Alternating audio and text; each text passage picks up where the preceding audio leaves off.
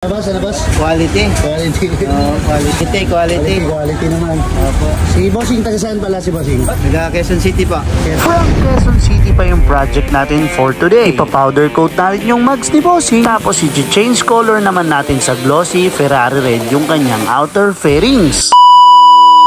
Hindi na pinatagal ni Boss Jess yung kaha neto kaya kinalas niya na. Kaya si Boss Rodel ngayon kinakalas na din yung mugs. Pati nga pala yung swing arm ni Bossing isasabay na rin niya. Igoglossy black natin para hindi daw mahirap linisin. Tapos gagamit tayo ng Takeshi decreaser ni Boss Win natin. At eto, napakadami nating stock. Dahil sobrang effective niya at talagang less trabaho yung nangyayari dito sa atin. Dahil hindi na tayo nagde-decrease ng pangalawang beses. Dahil unang hugas pa lang ng Takeshi decreaser, ubos na kaagad yung mga langis-langis niya. Dahil mabilisan lang tong trabaho natin. Rekta na tayo agad sa pag-a-apply ng ating powder. Light browns nga pala yung ikukulay natin dito sa mugs ni Bossing para lumitaw na lumitaw yung ating Ferrari red na kaha. At para daw kakaiba yung kulay ng mugs ni Bossing kaysa sa stock na nakikita natin sa kalsada mga kadip. After base coat, syempre meron din tayong top coat dito para solid na solid talaga at sulit yung perang ibabayad sa atin ni Bossing. At eto na agad yung ating final output. Solid, di ba? Napaka-glossy talaga tignan. At lahat ng singit-singit nalagyan naman natin ng powder. Kaya next step tayo, mag-a-apply na tayo ngayon ng ating plastic promoter dahil may mga PP na panel si Bossing na pinasabay dito sa project natin para mas lumitaw yung kaibahan na stock na kulay sa gagawin nating kulay or i-apply natin ditong bago. At etong grab bar pala na to mga kadip, is 7D carbon natin yan dahil pinahabol yan ni Bossing. At eto nga, ina-apply na rin natin yung ating Nippon Paints na surfacer dito sa panel na project natin. Pagkatapos nyan, syempre hindi natin isu-shortcut yan na recta base agad. Kailangan munang lihain lahat yan para sa panibagong addition. At after nun, i-apply na natin yung white natin na nilagyan natin ng konting Ferrari red para mag-color pink para mas mabilis lumitaw yung ating Ferrari red mamaya pag in-apply natin. Na-flash off na natin siya kaya ito, i-apply na natin ngayon yung Ferrari red. O diba, effective? Hindi na tayo hirap patakipin yung Ferrari red natin na kulay. Same gun, same settings pero nag-adjust lang tayo ng konti sa hangin dahil high solid clear yung gamit natin dito sa project na to, 9700 ni Nippon. Mamaya makikita nyo yung quality niyan kung gaano yung kakintab at gaano yung kasolid. Pero syempre mas mainam kung si Bossing ang magsasabi niyan. Tapos na yung project natin kaya binabalik na ni Boss Rodel yung mga dapat ibalik dahil si Bossing nag-aantay na sa labas. At eto nga, after ng ilang araw bumalik na si Bossing. Excited ka naman sa unit mo?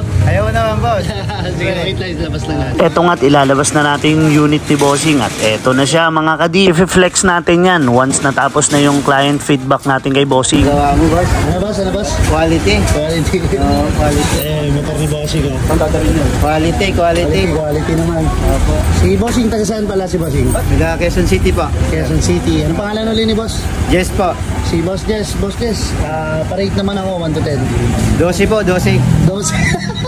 Luwag mo sa Jess. Po talaga. Kami si shoutout si Bossing. Shoutout po sa mga kasamahan ko po sa trabaho sa Registry of Deeds. Maraming salamat sir. At iuwi na ni Bossing yung kanyang unit. Boss, maraming salamat po. Salamat din po sir. Kay Bossing din, salamat. At sa wakas mga kadip, natapos na nga yung project natin na Ferrari red with powder coating mags and swing arm ni Bossing. Boss Jess, maraming salamat po sa tiwala sa PWH powder coating. At syempre sa Team Polworks na nakasama ko sa project na to. Madaming mas magagaling na nadaanan ninyo pero dito pa rin kayo nagpagawa Bossing. Maraming salamat po talaga. At sa mga patuloy na nakatutok sa aming mga video at mga projects dito sa Polworks, maraming salamat mga kadip dahil sa inyo, mas maraming kadip natin na nakakapanood ng mga project natin. Salamat sa panunood at sa pag-share ng mga videos natin. At nga pala mga kadip, kung hindi ka pa nakapag-subscribe sa ating YouTube channel, baka naman pwedeng lumambing. O siya, kita-kita kits ulit sa mga susunod pang projects na i-upload natin. Sobrang dami pang nakapilang vlog. Pahintay na lang po. To God be the glory.